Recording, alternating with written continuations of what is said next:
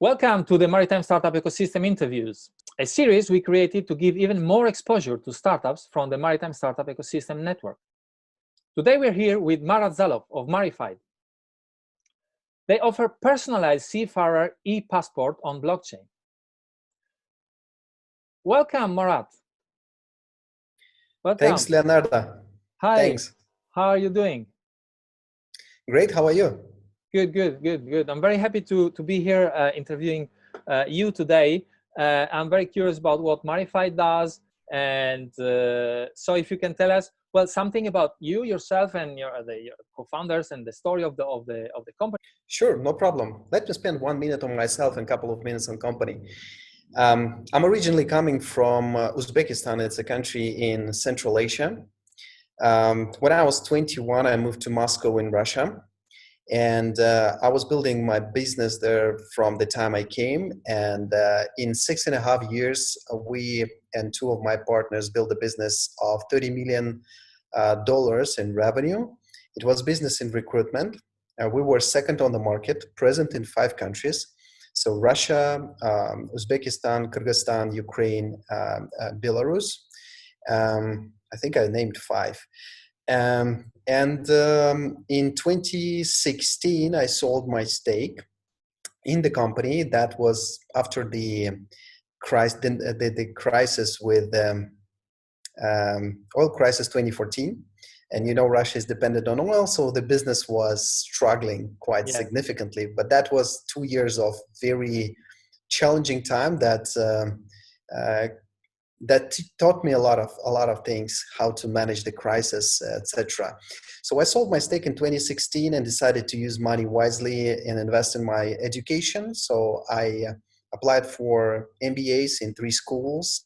It's INSEAD, it's IE in Spain, and IESE in Spain. Both 3 accepted my application. And I joined INSEAD because it was number 1 at that time. And the second reason, it was in Singapore, the country I am a big fan of, was and still I am.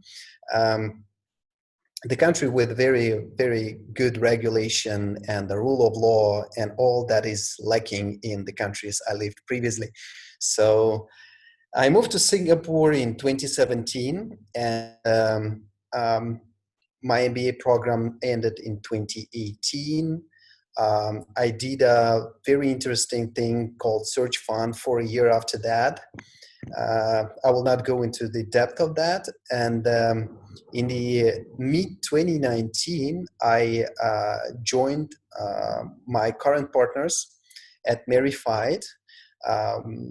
What we do is basically providing the service of seamless credential storage, verification, and management in the maritime industry. Marified is partially owned by Edified, the company from which 2 of my other partners are coming. That company is doing the same in education industry. I am the CEO of Marified, so I'm leading the maritime industry. Maritime industry, as you know, is quite complex, much more complex than the education industry. So that's about me and my path to Marified. Let me maybe tell you more about our service and what we plan to do. Yes, so the please, big absolutely. goal, the big goal of our company is to increase the safety to improve the safety of the seafarer in the sea, and to do that, we are providing the maritime stakeholders with approval and verification of all the credentials of seafarers to prove that they are competent, because even competent seafarer is on board a ship, he can create a lot of damage. If you look at the statistics, more than 60%, I think it's 64% of all insurance claims of all damages on ship are happening due to human error. And the human error is direct result of bad qualification of seafarer.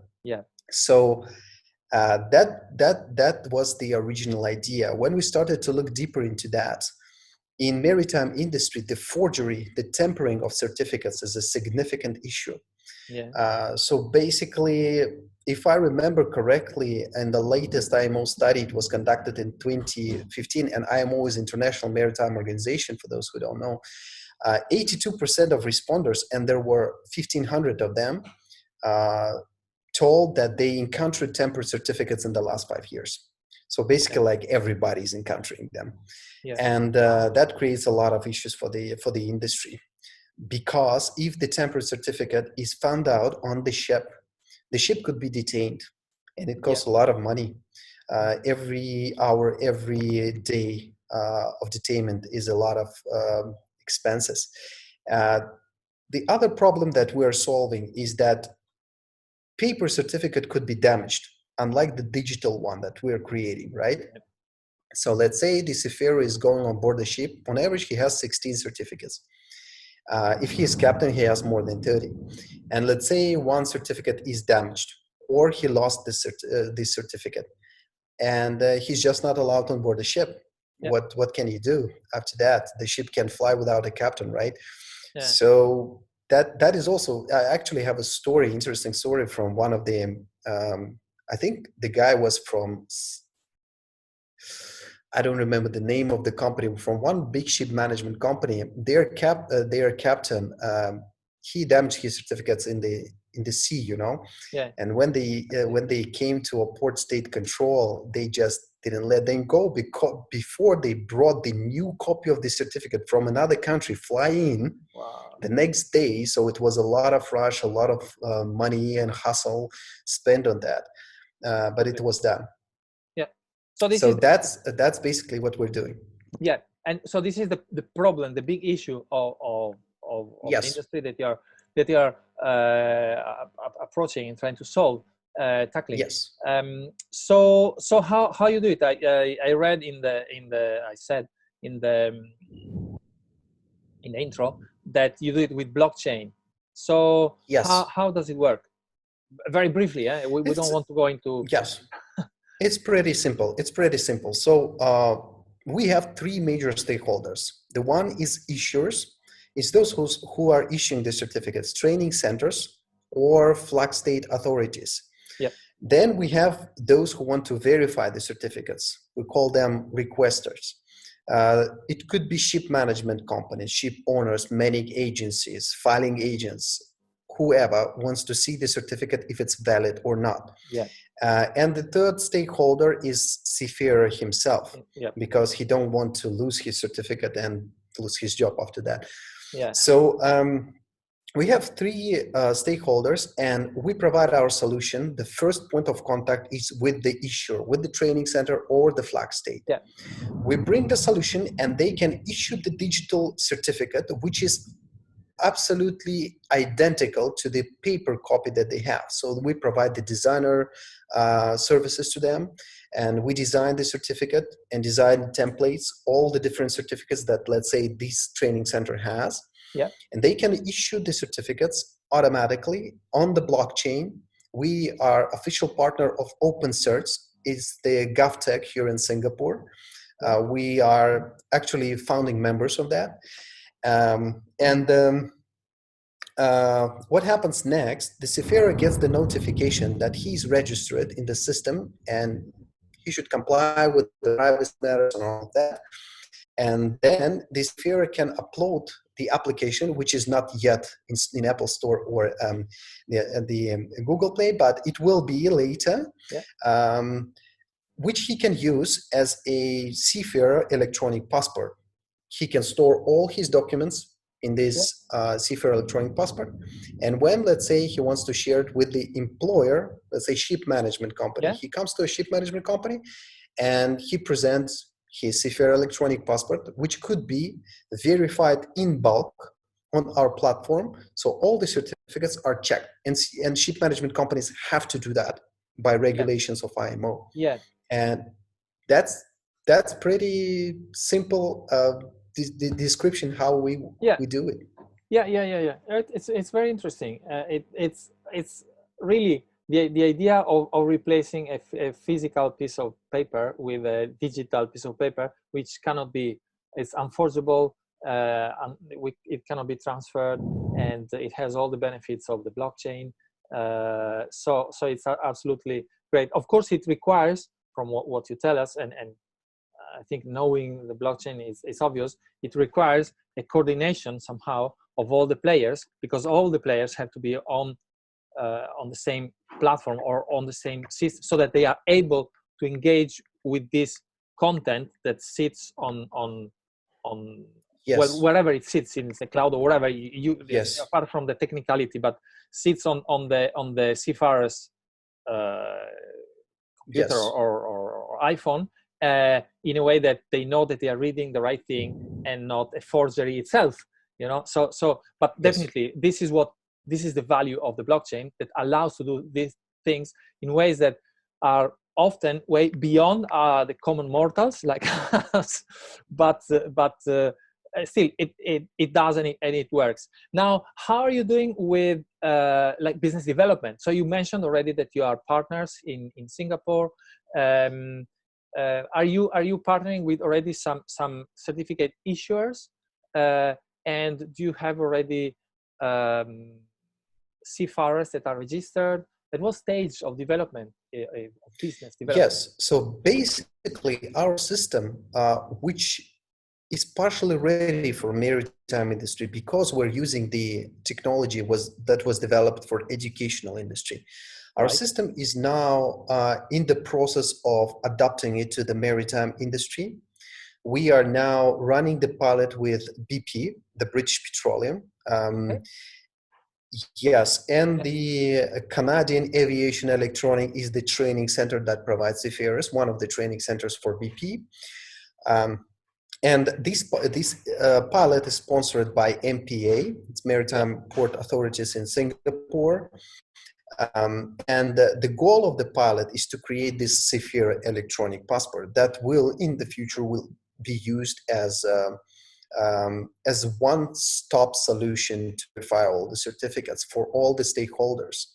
So now we are also engaging multiple training centers here in Singapore, and Philippines, and in Malaysia, so in surrounding countries, and shipping companies that are present here in Singapore to be part of this pilot project, because we understand that if we do this pilot with a limited number of stakeholders, we might miss a lot of important features that we will have to build later. So the next 6 months is the product development. So basically not develop, but the adoption to the industry. And what we're doing, we're increasing our database of seafarer. So our goal is to contact as many training centers and onboard them on our system, which we can do. So for training centers, the solution is complete. And the more the larger the database of seafarers becomes, the more valuable the solution becomes because of the network effects, right? And the same goes regarding flag states, because flag states possess a lot of data on their seafarers, on all of their seafarers. But then there are some challenges too in this regard. In terms of business development, what I can add, we wanted to accelerate exactly in Q2 this year, but COVID-19 a little bit worsened the picture of this year. But I think we will get through, because our solution solves the problems that COVID-19 now creating in the industry. So what COVID-19 is doing is preventing efficient delivery of documents. And certificates are delivered usually by mail to the seafarers in most countries, which is a big issue. If seafarer doesn't have the original certificates, he can't go on board a ship.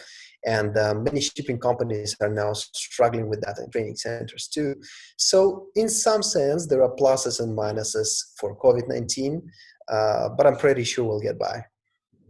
Yeah. Well, I hear this comment from many startups that actually being digital, most of startups in the maritime startup ecosystem network are digital. Most of them are digital, and actually by being digital, they are automatically better off in these times of COVID, with all the challenges that come with the situation anyway. But so it's good to hear. Now, actually, I have a question that is perhaps too technical, but it might be interesting to know, since what you're offering has such a broad application, which is the regulatory perspective. I ask you because I've been talking at IMO to the assembly about exactly how the regulator can address new technologies and can use new technologies. Because the point for the regulator is that if a new technology is as efficient, as perfect as you want, but it doesn't fit with the current regulations, where maybe the regulations say the paper certificate has to be delivered XYZ. So when the regulations say paper certificate, it's very difficult to change that, So how are you dealing with, and in general, apart from these tiny details, but for the IMO, they need to know that your system, or whoever's system, is actually able to be equal or better than the existing system. So how are you managing with this? Are you talking to the IMO? How does it work? Yes, it's an interesting question, because that is the major roadblock, and that is why we don't have a lot of competition. People are seeing this roadblock, this regulation that is stating that only paper documents are accepted at the port state controls and at other controls, and the problem is that people are not looking at the trend, and IMO is pretty progressive. First of all, they have this in the pipeline to make the seafarer certificates digital. Right. Second of all, they are now formed the group that is discussing that from, I think it was done in May 2019 when we started with this idea. Yeah. And the third proof that it will work is that they already implemented digital certification which is regarding all the certificates on board the ship. So on the ship, on every ship, there are more than 40 documents that already, digital copies of which are already legally the same as paper-based copies. And it was done in 2016. So the next natural step is seafarer documentation. Absolutely. Absolutely. Yeah. Well, that's great. That's great to hear. And so I think the last question, which is more sensitive, and of course, if you want to answer or not, is about funding. How are you doing with funding? Are you raising funds? Are you in fundraising mode? If so, how much you're looking for? And whatever you can share, considering that this is a public interview. No problem. We actually in quite a good position in terms of funding right now, because right before the COVID-19, our parent organization, Edified, managed to raise seed capital. And we got the approval from MPA for a grant. So basically we have a runway, a pretty significant runway. But we, as a Marified, as this unit, we will probably start raising money in about 5 to 6 months from now. Yep. And we'll be hoping to raise the money by the end of the year. That would be seed round for us. Okay. But I think it's good to know for any investor that is watching this. This is going to happen by the end of the year, hopefully after COVID has finished. After COVID has hopefully finished. Yeah. And I think that it's great. We as a community are doing pretty well in spite of the big setback of COVID. And I think that for most startups, the task here now is to look at how they can turn this around in a way that works for them and that is actually building more business, more value in the future, thanks to the changes that this COVID will bring to the way we work. And actually, it's for us to define the new way of working. So thank you very much, Marat. Thank you for this brief conversation, and I hope to see you soon again, super famous. Thank you, Leonardo, Marat. for Thank the you. session and for your service to the community. Thanks. Thank you very much.